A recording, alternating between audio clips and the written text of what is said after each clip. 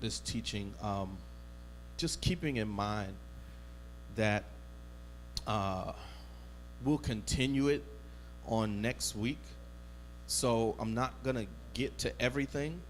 We're going to have some conversation within and just kind of lay the groundwork, get started.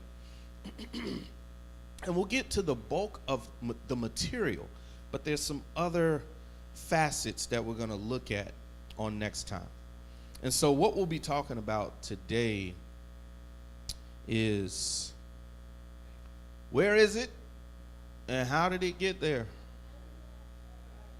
Where is it and how did it get there?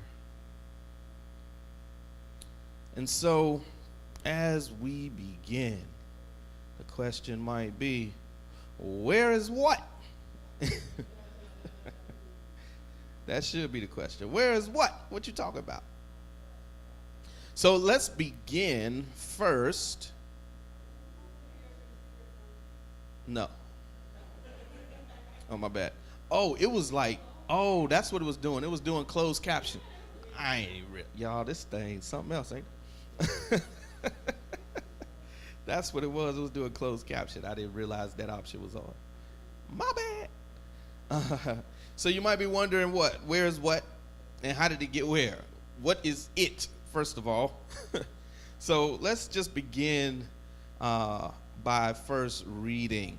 We're going to start by reading in Psalms 119. We're going to read. This is broken out the way Psalms 119 is broken out. It's organized by the alphabet.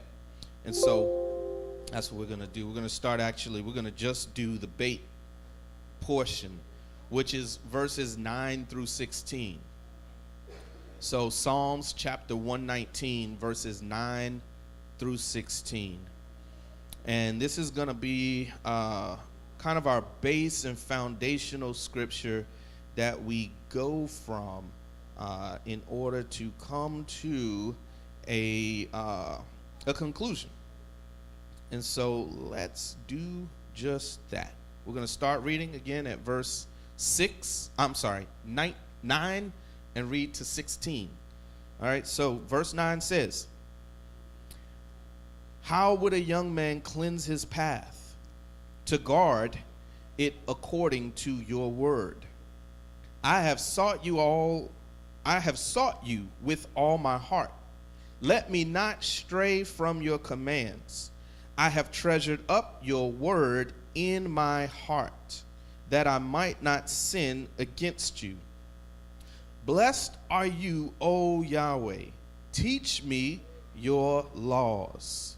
With my lips I have recounted all the right rulings of your mouth.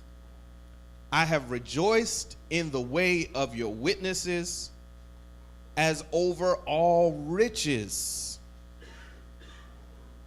I have rejoiced in the way of your witnesses as over all riches.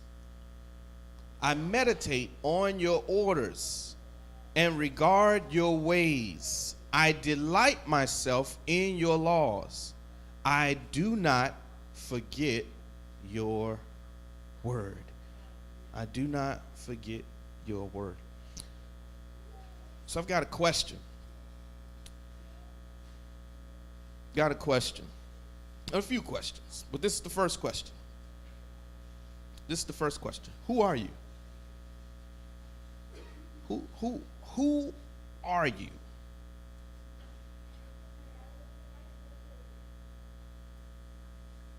What are some things that contribute to who you ultimately become as a person? When we look at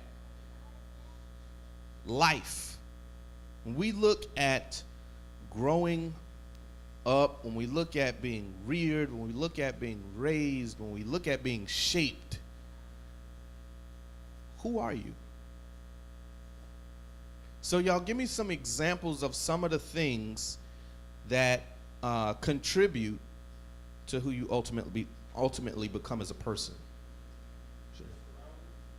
your surroundings. So your physical environment. You're speaking of the physical, your physical environment. Okay. Your parents, your faith. So that might go back to what your parents believe in is probably what they're going to teach you, what they're going to hand down to you. What else? Your literal DNA. Your literal DNA, the blood that is in your body and where it came from. And the things that were experienced up that generational line. What else? Your experiences, your personal experiences. We begin to form and come into place in terms of our own personality and character and moral structure and belief system, all also based on personal experiences. So if you are a very little child, are you able to? We have a child that is only a few weeks old, and can you already witness that this child is developing ways of doing things based on his experience? You can see it already, right? So he might figure out, oh, well, when I cry, somebody comes. So what's his solution for when he got a wet diaper? Cry. What's his solution when he's tired of being alone? Cry. What's the solution when he's ready to eat? Cry. What's the solution when he's too sleepy? Cry. What's the solution when he's ready to wake up? Cry. He starts to learn from that experience, right? What else? What else contributes? What else contributes? We said parents, DNA.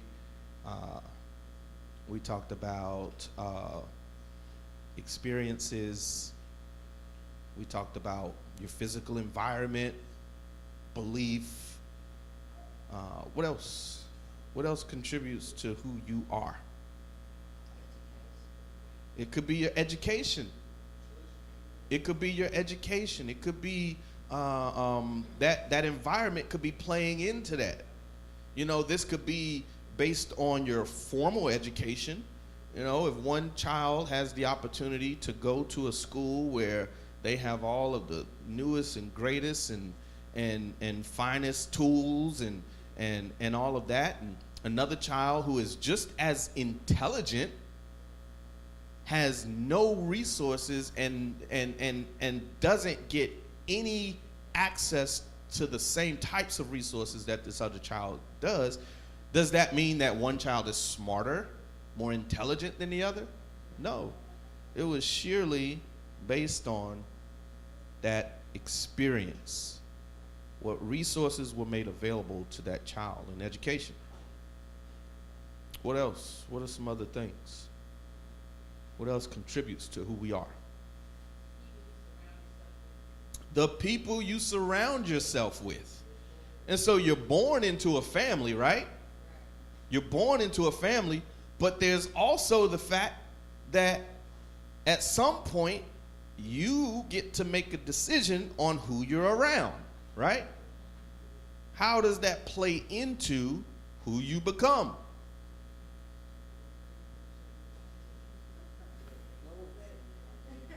There's an influence that's happening, right? Let me use proper English. Are all the things that we discussed explicitly taught from A to B to C? No. These aren't necessarily things that are like, okay, here is how you blah, blah, blah. But a lot of what makes us up is deposited in us consciously as well as unconsciously, purposefully as well as simply by being around. So just like we were talking about with those friends. Now, belief, a lot of times religion and belief is what? Taught. A lot of times it's taught. Children don't come into the world being like, oh yeah, I think I'm going to have this holiday and that holiday, or I think I'm going to do this, I'm going to put that on, No, what happens is they are taught, right? And so there is something there that we have to account for both sides. The things that we are exposed to intentionally, and the things that we are taught, and the things that we teach. Do we have any control over that? Yes. Things that we are taught. We don't always have control over that. What type of scenarios is it that we don't have control of things that we're taught? You go into a particular school, just like the example that I gave, with two children that are highly intelligent. They can have the same level of intelligence. As a matter of fact, the one child who was put in the worst situation can be much more intelligent than the child that was given a better educational experience. And that child who was given the better educational experience is being taught things that will get them to certain places in life that the other person was not taught. Not because they're not intelligent, but because they did not receive the same education. And so again, there are times when we are in control, but there are also times when we're not. There are also times when we're not. So, with that said, we have to understand that this process of being taught, of being programmed, of being put on a path, when does it start? It starts as a child. Starts as a child, as soon as you come into this world. So let's read through this scripture here, and remember, and keep your hand, if you can, keep a bookmark or something on that Psalms 119. As a matter of fact, let's start there, since that's our base. Let's start with Psalm 119. So let's go back to 119, Psalm 119. And it says, remember we did verses 9 through 16. We captured all of that bait version, portion rather. And the first thing it says is, how would a young man cleanse his path? That's the first thing it says. How would a young man cleanse his path? And then let's look at verse 13, and it says, with my lips I have recounted all the right rulings of your mouth. I have rejoiced in the way of your witnesses as over all riches. And so now let's go take a look at Deuteronomy chapter 11. Deuteronomy chapter 11. How would a young man cleanse his path? Keep that in mind. How would a young man cleanse his path? Chapter 11, verses 18 through 23. And it says, and you shall lay up these words of mine, where? In your heart and in your being, and shall bind them as a sign on your hand, and they shall be as frontlets between your eyes. And you shall teach them to who? You shall teach them to your children, speaking of them when you sit in your house, and when you walk by the way, and when you lie down, and when you rise up, and shall write them on the doorpost of your house and on your gates, so that your days and the days of your children are increased on the soil of which Yahweh swore to your fathers to give them, as the days of the heavens on the earth. For if you diligently guard what? All these commands. So it makes it clear what he's talking about. When he starts out in 18 by saying, and you shall lay these words of mine. These are the words that he's speaking of, his commands. So back to 22.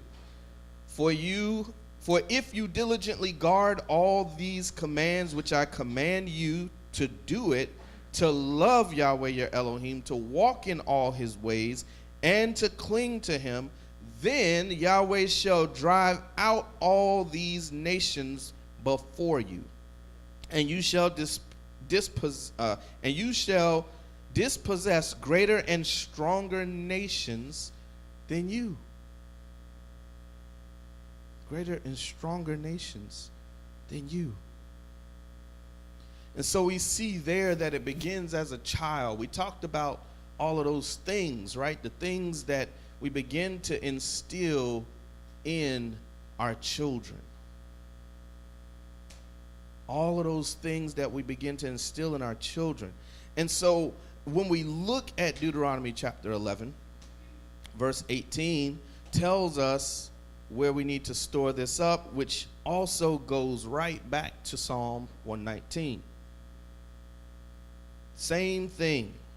Where are we hiding the word? According to Psalm 119, where do we hide the word? Where do we hide the word? It says, treasure it up in your heart. Deuteronomy 11:18 says, and you shall lay up these words of mine in your heart and in your being. In your heart and in your being. What did Yeshua say in Mark 10:15? Let's go there.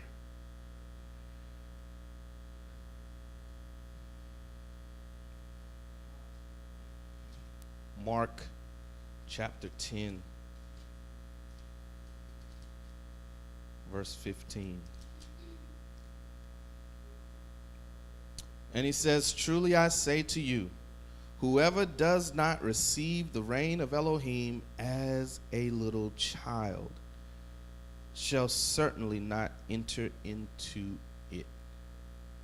Now it's not saying, this is not speaking to time. Don't get that twisted. He's not saying if you don't receive it while you're a child, you won't enter. That's not what he's saying. But what he is saying is the way that a child receives instruction is the way that you must receive my instruction. That is what allows us to enter into the reign. That's what allows us to enter into that reign. So as a child, the way that a child does, there's always, children always kind of test their boundaries, right? They do. But when they are very little and they get to the point where they can understand the language that you speak,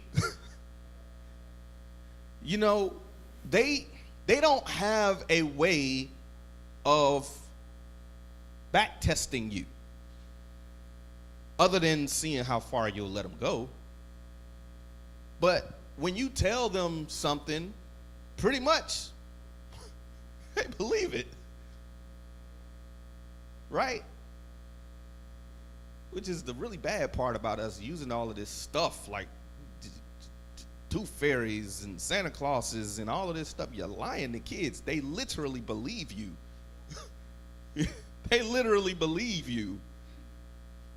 And if somebody else got to come along and tell them that ain't right, stop lying to them kids. Because we're teaching them whatever we instill in them. That's what we're teaching them. We're teaching them. So it starts as a child. We begin depositing. And that's why Yeshua said that right there. Because you're depositing. He wants to be able to openly and freely deposit into us without us coming back. Because what do we do when we become adults? Somebody tell you to do something, especially if you ain't feeling that person. What's the first thought come through your head? You can't tell me what to do. You ain't my mama. Exactly. And it's like, oh, but I'm going to do it, but I ain't going to do it like you said. All of that comes out. So that's the difference. He's saying, listen, don't do that stuff. Understand like a child does. I trust you. And so we trust the Most High. We trust the Most High. So my next question is around the it. Does it matter? So remember let me go back to what that was. So you can see what I'm talking about. Where is it? Where is it? And how did it get there? So my question is, does it matter? Does the it really make a difference? Does the it really make a difference? And so if we go back to the text that we're kind of combing through here in Psalms 119, it's going to help us understand something, because there's a difference between tradition and Torah, right? There's a difference between tradition and Torah. And so I can say that something is law. I can say that something is what it's like, this is what it is. But then tradition sometimes doesn't agree with that. Sometimes, in other words, the things that we have done, have always done, have been accustomed to, have always seen others do. Why? Because what's shaping who we are? Parents, environment, belief system that you was born into. Doesn't matter whether it's this or something else. There's a lot of things contributing, and everything, everybody, every culture, every religion, everybody got traditions. And some things that have been being done for thousands of years. Because something is being done for a very long time, does that make it right? No. No. It does not. So let's take a look at Mark 7:13. Mark 7:13. Mark 7:13 says, nullifying the word of Elohim through your tradition, which you have handed down. And many such traditions you do. So again, where did it start? As a child. And how do you hand down? You're teaching that child, right? And now that child does what you did, and you're continuing to do the same thing. The child learns that habit. They begin to do that same thing. It becomes a part of who you are. But then the question is, does the it make any difference? Because you're going to have something. You're going to do something. Like, unless you just like wake up. I mean, even what you eat is something. You're going to do something. And there are lots of somethings that you're going to do that become routine. Not everything goes against Torah. Not every tradition is wrong. Not every tradition is wrong. But that's the question. The question is, does the it matter? Well, here again, Mark 7:13 says, nullifying the word of Elohim through your traditions. So the thing that we need to be careful of is allowing the tradition to nullify the word of Elohim. How does that happen? How does a tradition nullify the word of Elohim? A tradition nullifies the word of Elohim when it is contrary to what the word says. When Yahweh says the seventh day, you say the first day. When Yahweh says Passover, you say Easter. When Yahweh says, so that's nullifying. It's not that you're finding a unique way of honoring what Yahweh has said. You're nullifying it, literally doing something else in its place. That's when tradition is in conflict with Torah, and it causes the word of Elohim to be nullified. For you, not that the word of Yahweh is nullified, but in your life. So now, what's building the who you become is now deeply involved with things that are against the Most High. So when we look at the it in that statement, where is it? And how did it get there? The it is the thing that is shaping you and molding you. Is it the Torah or is it tradition? Is it things that are correct according to the Most High, or is it things that are incorrect according to the Most High? All right, so next is the what. What? The what matters as well, not just the it, but the what matters as well. Now, it is his word that creates life. It's his word that creates life. If we go back, let's flip back for a quick second.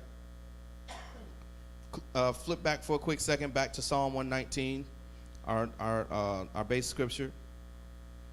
And we look there, and it says, and let's go to verse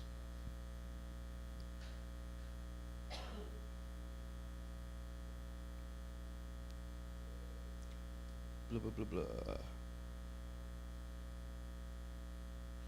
blah. Really, I guess the first verse again. First verse, which is verse 9. Verse 9 says, how would a young man cleanse his path?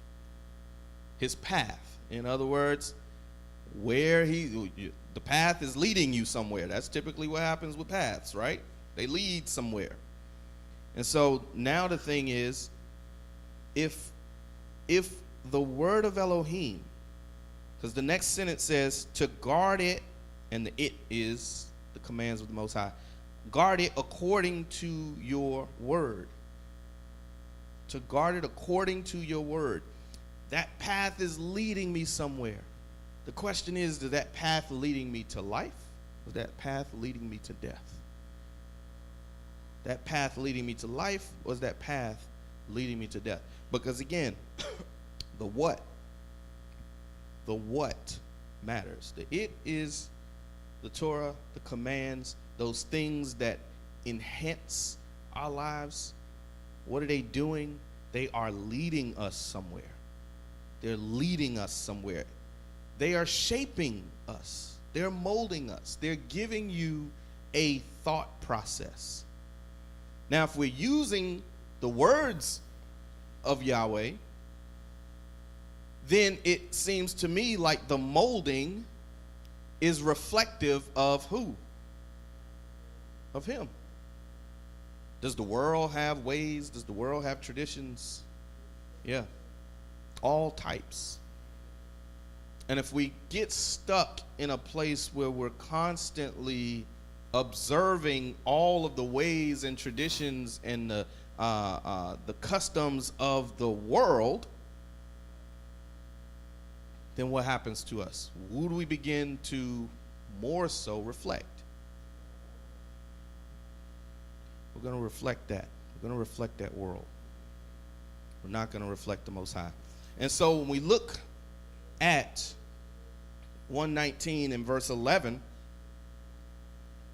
it says, I have treasured up what? Your word in my heart. Not the traditions, not all of these other things that take away from our reflection of the Most High. But I'm hiding the word. Can we, and we talked about all that stuff, all this stuff that happens as a result of us just being alive, right? We become who we become, not only explicitly, but also by things that we just so happen to be around. Now, again, understand that those things are also being hidden. Those things are also being hidden. So if you're constantly taking in junk, what's hidden in your heart? Junk. Does junk cause us to sin against the Most High? Yes. The word of Yah needs to be overwhelming. Why? Because, again, all of this stuff is being stored up. All of this stuff is being stored up. Shaul talks about 2 laws. He says, I have 2 laws, and where are they? In my being. The law of my mind, that's saying do the right thing. And then there's the law of what? The flesh, the human nature, this stuff that desires all the wrong stuff. And so if we indulge in that, then what do we find ourselves doing? We sin against the Most High. Because his word being hidden is what allows us not to sin. So the what is very important. Now let's take a look at the where. So if we're hiding his word in our hearts so that we don't sin against him, understand the power of the heart. Understand the power of the heart. It's 2 letters. It's 2 letters. It's the lamed and the bait. The lamed and the bait. Matter of fact, first, let me give you this. First, let me give you the definition, because I want you to understand how important this is. It's H3820 concordance, the Hebrew concordance 3820, H3820, and it means inner man, mind, will, heart, understanding. Mind, will, heart, understanding, the inner man. Now, let's look at the word. It's leb. Y'all say that with me. Leb. Leb. So, leb has 2 Hebrew letters, a lamed and a bait. Lamed. Lamed is the teacher or the staff. The teacher or the staff. Now, bait is what? Y'all learned that. Oh, no, I don't think we're going over the meetings yet, but the bait is the house. Oh, we did do that one. We did that one. Bait is the house. So somebody put that together for me. What is your heart? The teacher of the house. What's the house? You. You. You're the house. Let's backtrack just a little bit. Let's backtrack just a little bit. Let's go back to Deuteronomy 11.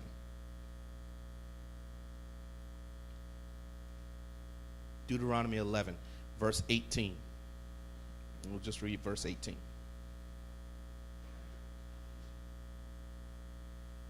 And it says, and you shall lay up these words of mine in your heart and in your being. In your heart and in your being. And shall bind them as a sign on your hand, and they shall be as frontlets between your eyes. A sign on your hand involves your deeds, the things that you do. Why would you need frontlets between your eyes? To direct your path, the places you go. That brings light to your path. But look at how he says this. Same sentiment as Psalms 119:11. I mean 119:11.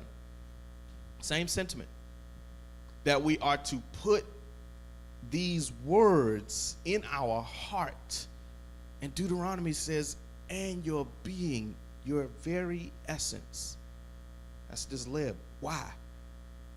Because whatever is there, again, we sometimes sum the heart up into our seat of emotion, but it's not just emotion. It's the seat of our intellect and emotion coming together to make decisions.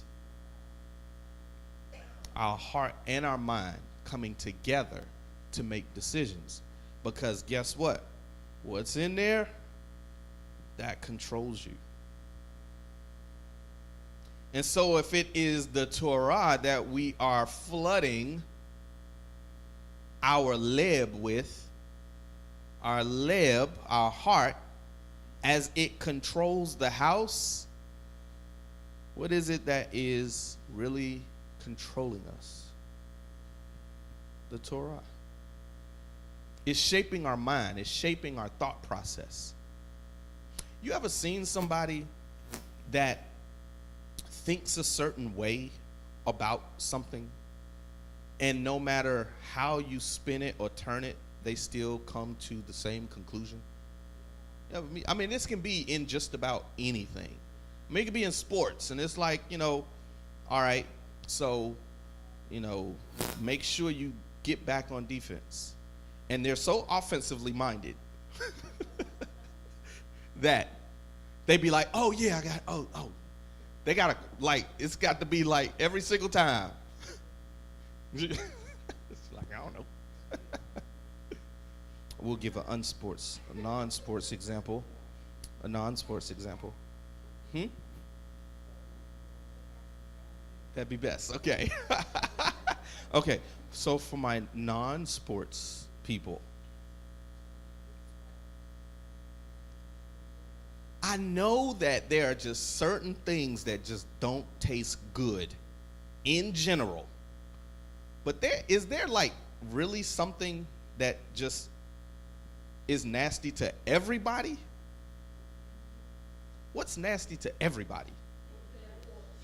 Nah. Okra's not nasty to everybody. I know people that love okra.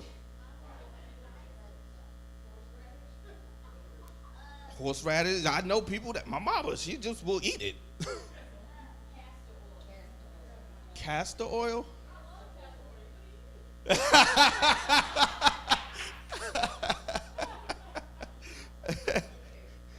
But my point is, there's our taste buds sort of kind of get programmed, right? And so what tends to happen is, I don't like okra. So you fry it, I'm like, it still ain't good. You saute it, still ain't good. But then it was crazy. I had like the dehydrated, that's like the little chips, and I was like, oh, this is pretty good. Because it's just the flavor. I mean, I don't have a problem with the flavor. And so I realized it's the texture. So I don't need the slime. So I can grill it. Well, I guess it depends on where you got yours from. Because I done had fried okra where you bite into it and you like chewing gum. With the y'all know the chewing gum that had the stuff in the middle. Yeah, yeah. So, but my point there is, sometimes that's your mindset. So it's like you can fry it, bake it, stir fry it, do whatever you want. Put sugar, salt, pepper, turmeric. You can put anything on it. I don't like it. Tater tots, that is true. My wife is like that with tater tots. Tater tots. That might not be all the way true, because if you flatten them and stretch them, then they basically become them little bow rounds. That's not a tater tot. But it's just a different shape. What if they call them flat tater tots? See? Exactly. See? But the thing is that there's just, in order to develop the mind of the Most High, it's his words that we have to be completely focused on, because they're shaping us. They're shaping us, and they're creating a situation in which when you see this, you think that way. When you see that, you think that way. So when other people see the way you think of something, they look at you and they say, I don't agree with the way you don't like blah, blah, blah, or you dislike this or blah, blah, blah. And it's like, but it's not me. Didn't Moshe say that same thing? He says, your murmuring is not against me. It's not against Aaron. It's against the Most High. Who am I? Who are we that you murmur against us? And so that's the importance of hiding this Torah, hiding his word in our hearts. And so we have some more we're going to go through. Praise the Most High. We're going to go ahead and wrap it up there. We got some more we're going to go through on next week and dive a little bit deeper into. But we'll go ahead and open up for any questions or any comments. Oh, wait a minute. Let me pull my last slide up first. Bam.